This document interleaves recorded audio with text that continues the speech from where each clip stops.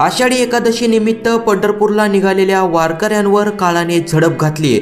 मुंबईहून पुण्याकडे निघालेल्या खासगी बसचा पनवेल जवळ सोमवारी रात्री भीषण अपघात झालाय। बस समोर अचानक ट्रॅक्टर आल्याने चालकाचे गाडीवरील नियंत्रण सुटले। काही क्षणातच बस ट्रॅक्टरला धडकून 20 फूट खोल दरीत कोसळली। या भीषण अपघातात आतापर्यंत 5 जणांचा मृत्यू झाल्याची माहिती आहे, तर 42 प्रवासी जखमी झाले आहेत। मृतांचा आकडा वाढण्याची शक्यता आहे। अपघातानंतर मुंबई पुणे एक्सप्रेसवेवर पुण्याच्या दिशेने जाणाऱ्या वाहनांच्या लांबच लांब रांगा लागल्या होत्या। पोलिसांनी तातडीने घटनास्थळी धाव घेत बचाव कार्य केले। बसमधील जखमी प्रवाशांना उपचारासाठी कामोटे येथील MMG रुग्णालयात दाखल करण्यात आले आहे। यापैकी 7 जणांची प्रकृती चिंताजनक असल्याचं बोललं जातंय। अपघातातील मृतांची नावे अद्याप समोर आलेली नाही, मात्र बसमधील प्रवासी डोंबिवली येथील रहिवासी असल्याचं सांगितलं जातंय। नवी मुंबई पोलीस आणि सामाजिक कार्यकर्त्यांनी क्रेनच्या मदतीने अपघातग्रस्त खासगी बसला बाहेर काढले।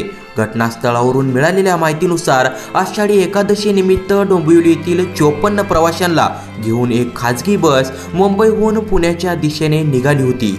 सोमवारी रात्री बसचा पनवेल हद्दीत आली असता मुंबई पुणे एक्सप्रेसवेवर अचानक बस समोर एक ट्रॅक्टर आला। त्यामुळे बस चालकाचे गाडीवरील नियंत्रण सुटले। काही क्षणातच बस ट्रॅक्टरला धडकून 20 फूट खोल दरीत जाऊन कोसळली। अपघात इतका भीषण होता की दोन्ही वाहनांचा अक्षरशः चक्काचूर झाला। या घटनेत 5 प्रवासी जागीच ठार झाले, तर 42 प्रवासी जखमी झाले।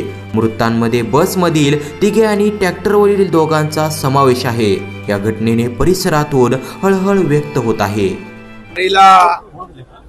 निघालेले सर्व वारकरी बांधव भगिनी होत्या आणि बस आणि ट्रॅक्टरचा ऍक्सिडेंट झाल्यामुळे यामध्ये जवळपास 54 वारकरी होते आणि त्यापैकी 46 वारकरी ते जखमी आहेत।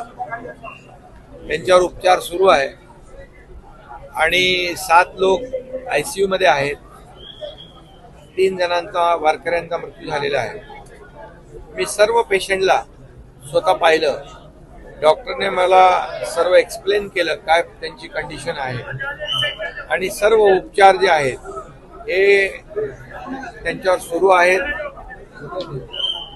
जे गंभीर रुग्ण आहेत त्यांना सर्व प्रकारचे उपचार देण्याच्या सूचना मी दिलेल्या आहेत।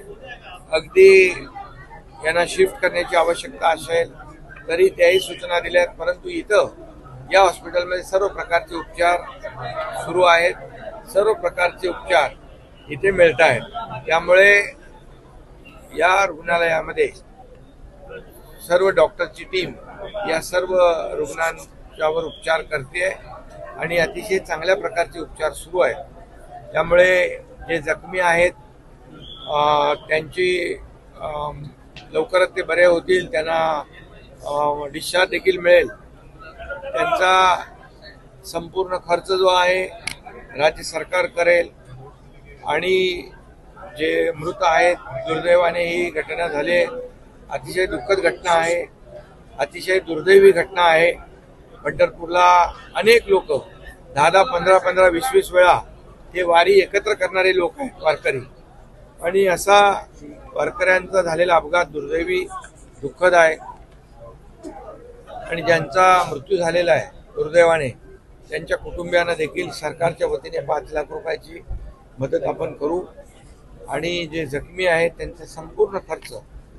बिलकुल मला ते सांगत होते की आम्ही पांडुरंगाचं दर्शन घ्यायला चाललो होतो आणि त्याच्या कृपेने आम्ही वाचलो, आम्ही सुरक्षित आहोत, अशा प्रकारची भावना देखील त्यांनी व्यक्त केली।